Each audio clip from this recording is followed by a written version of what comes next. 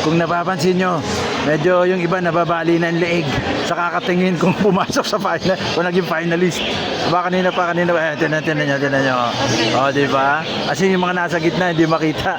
Ito na yung parting talagang na medyo nakakaba. Pumasok ka ba? Naging finalist ka ba? Ayan, naghihintay na yung mga kaibon natin, oh. Oh, ha? Sabi sa inyo, nakaka-excite nakaka-excite ng todo at nakakakaba. Ito, nag-uusap-usap na yung tatlong judges. Ito na yung parte na sa mga finalists, kukuha sila ng top 3. Ayan, pinag-uusapan nila, oh, nasa kakatail tayo. Malamang, etong mga finalists na to, ito yung mga breeder, yung mga nasa likod. Yung kaba niyan, pasimple lang, talaga. Sabi nga ng mga kausap ko kanina, mga badge breeder, modern Bajerica breeders. Sabi na, ito na yung parte na nakakaba.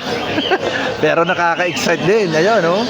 Pinag-uusap-usapan na ng mga judges yung kanya-kanyang kumbaga strengths nung itong finalist, ha? Merong 8 finalist dito nung kakatail na group 3. Ayun, si Engineer Noel naman, mamaya kakusapin natin, ha? Magkakaroon tayo ng konting interview. Ayan, lilipat na naman sila. Anong category na naman to? Oh, ito yung mga mahaba na leeg namin pare-pareho. Sino kaya yung nakapasok ng mga finalist? Ito, nakakapili na kaya ng top 3.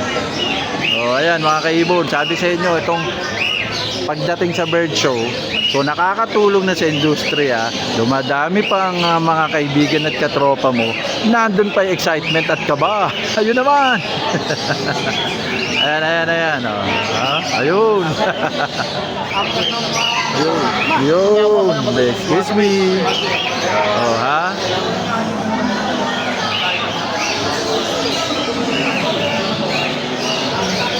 Oh, update ko lang kayo. Papasok na sa mga top 3 ng bawat kategory. Stay tuned. Hasta la vista.